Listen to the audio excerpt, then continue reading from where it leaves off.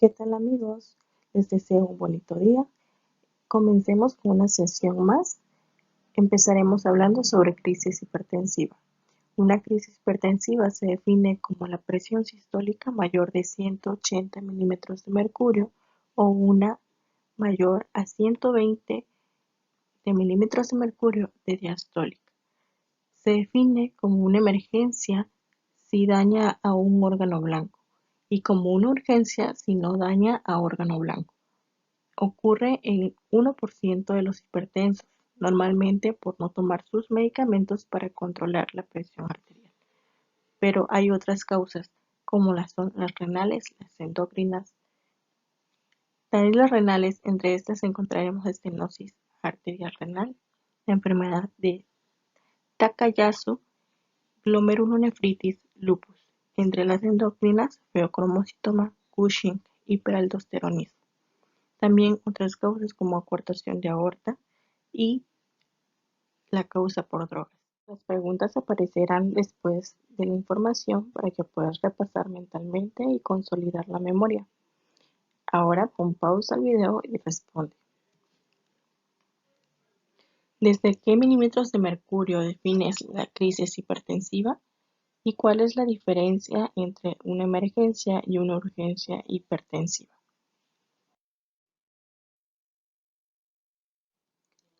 Te deseo mucha suerte y espero que tus respuestas sean correctas.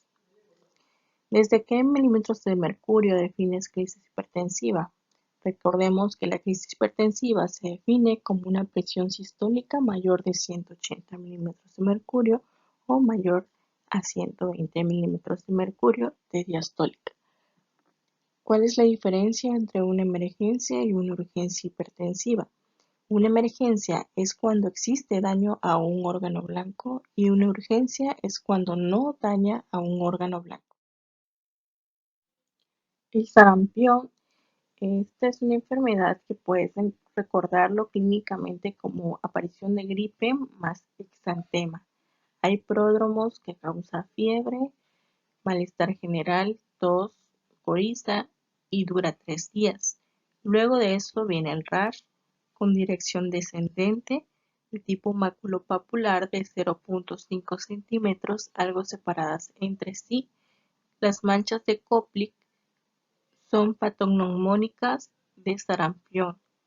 Son círculos blancos azules de 1 milímetro en mucosa bucal, luego en toda la boca.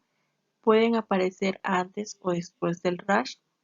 El diagnóstico es clínico según el Centro para el Control y Prevención de Enfermedades.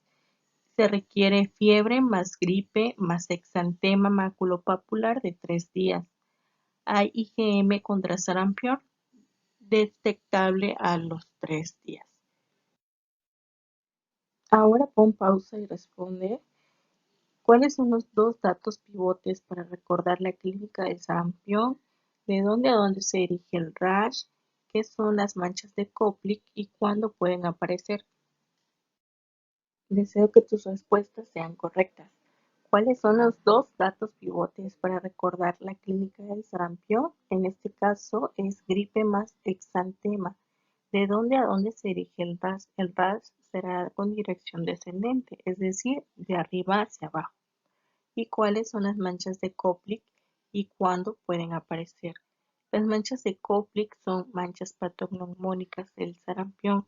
Son círculos blancos azulados de 1 milímetro en la mucosa bucal. Luego pueden aparecer en toda la boca y puede aparecer antes o después del rash. Sobre el resfriado, para el tratamiento de este, es muy importante la educación del paciente. También es importante el descanso relativo, comer y tomar suficiente agua. También los AINES para la cefalea y las mialgias. También lo que son antihistamínicos con descongestivos para la rinorrea. Para la tos, algunas intervenciones con evidencias son la miel, el dextrometorfano, la guaifenicina y la promesina. Y para la rinorrea es muy bueno la oximetazolina, es decir, el Afrin, por menos de 5 días. Básicamente el tratamiento es sintomático y no se debe prescribir antibióticos. Recordemos que en procesos virales no son de utilidad.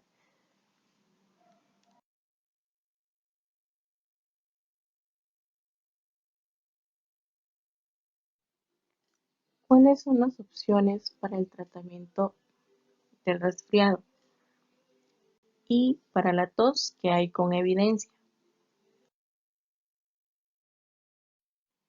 ¿Cuáles son opciones de tratamiento para el resfriado? El tratamiento del resfriado es sintomático. Se brinda la educación al paciente. Se recomienda descanso relativo, comer y tomar suficiente agua. Los AINES para la cefalea y las mialgias, es decir, dolores de cabeza y dolores musculares. Los antihistamínicos con descongestivos para la rinorrea y igualmente es muy buena la oximetazolina, es decir, el Afrin por solo menos de 5 días. Para la tos que hay con evidencia, tenemos con evidencia la miel, el dextrometorfano, la guaifenicina y la bromicina.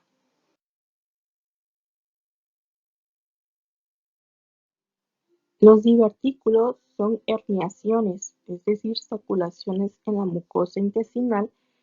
Los hay falsos y verdaderos. Los divertículos falsos solo abarcan mucosa y submucosa, y los verdaderos son mucosa y submucosa y además muscular y serosa. Son muy comunes, hasta 33% de los pacientes de 45 años tienen uno, siendo la edad el mayor factor de riesgo. Otros factores son la obesidad, la falta de fibra en la dieta y el sedentarismo. La diverticulosis se refiere a divertículos sin inflamación, pero con posible sangrado asintomático, y la diverticulitis, por su parte, es inflamación de los divertículos que va desde el local hasta una perforación. Consolida tu memoria, haz pausa del video y responde las preguntas. ¿Cuál es la diferencia entre divertículo falso y un divertículo verdadero? ¿Cuál es la diferencia en diverticulitis y diverticulosis? Mucha suerte en tus respuestas. ¿Cuál es la diferencia entre un divertículo falso y uno verdadero? Un divertículo falso solo ocupa capa de mucosa y submucosa, y uno verdadero se refiere a mucosa, submucosa, muscular y serosa. La diferencia entre una diverticulitis y una diverticulosis es que una diverticulosis son divertículos sin inflamación pero con posible sangrado asintomático, y una diverticulitis es una inflamación de los divertículos que va desde local hasta perforación.